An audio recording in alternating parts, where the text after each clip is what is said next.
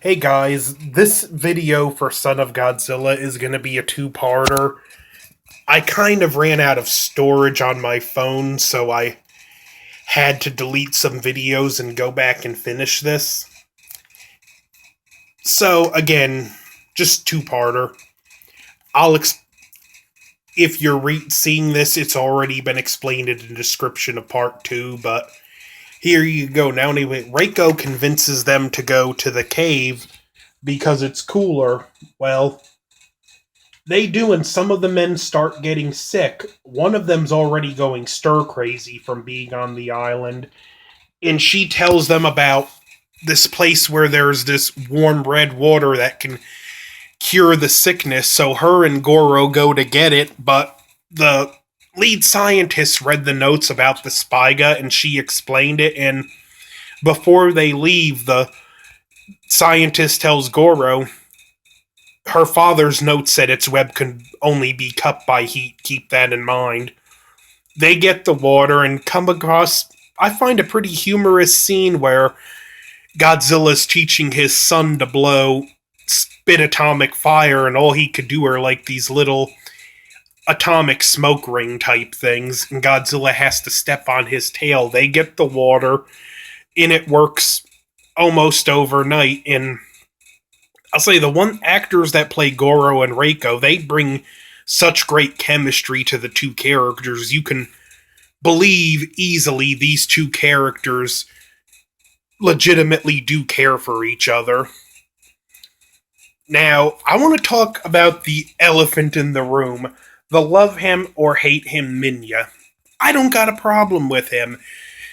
The actor Marchon the Dwarf brought so much personality to the kid, and he does bring a child sense of wonder like you would see with the human child, or a child in the animal kingdom, whether he's like the scene where his dad's trying to sleep and he sees the wagging tail and he's jumping over it, jumps on it, and trips on it, and Godzilla just kind of nods his head back up and looks at him like, "Go to sleep, kid." So I don't have a problem with him. There's a nice personality, and he brings a child sense of wonder to the character, which was very much the reason for the character. I can understand why you don't like Minya, but I think he's a very good, strong addition. He's entertaining. He'll make me laugh at points. So, well done character. Eventually, Reiko's out gathering vegetables and medicine, encounters one of the Kamacuruses. Godzilla's son fights it, and it wakes up the Kamumba. Well, Goro finds her, and they about get pinned down from it, and he remembers its web can be cut by heat, so he cuts it with a lighter. They manage to escape, and around this time, the scientist they get a hold of decides they need to get off the island. Personally, again, 6-foot praying mantises. I would have been off the island a long, long time ago. Never mind staying there like 3 months. But they find out the UN hadn't heard from them. And they're sending a vehicle.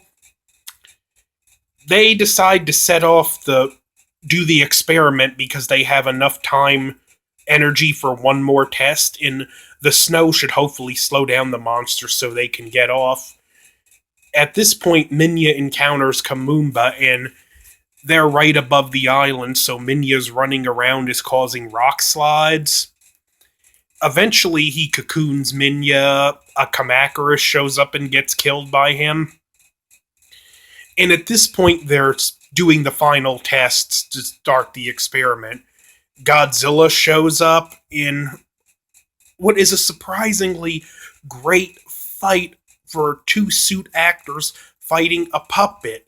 Again, the work in this is incredible. The choreography, the teamwork between the guys in the suits and the puppeteers controlling their mouths and tails, and the puppeteers controlling this 6-foot giant spider, and I don't know how many puppeteers were on it working each individual leg and whatnot. This fight is a great spectacle, and I can kind of understand not liking Minya, but I don't get why this movie is considered such a black sheep one, especially since from a technical standpoint, it is so great, and I think it has some of the most memorable human characters up until this point.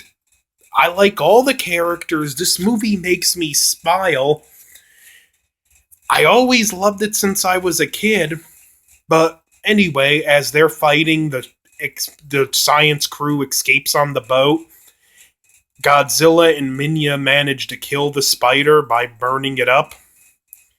And then you get the most touching scene involving two guys in rubber suits where the snow's falling, the cold's starting to infect Minya, he's scared, Godzilla's getting groggy, and he just like grabs his son and holds on to him till they fall asleep. And I even like how the scientist points out to Reiko, oh, they're just gonna hibernate, and when the snow melts, I'm sure Godzilla and his son are gonna live on that island. So definitely check this one out. I will say, because it is regarded as something of a black sheep, it's more for, at least owning it is more for the diehard fan. But again, rite of passage. If you're a Godzilla fan, you owe it to yourself to see each and every film. So that's it for Son of Godzilla in 2 parts, thanks to technical difficulties. Next movie, Destroy All Monsters. Over and out. Don't forget to like, share, subscribe, comment. Feel free to dislike if you want to. See you next time.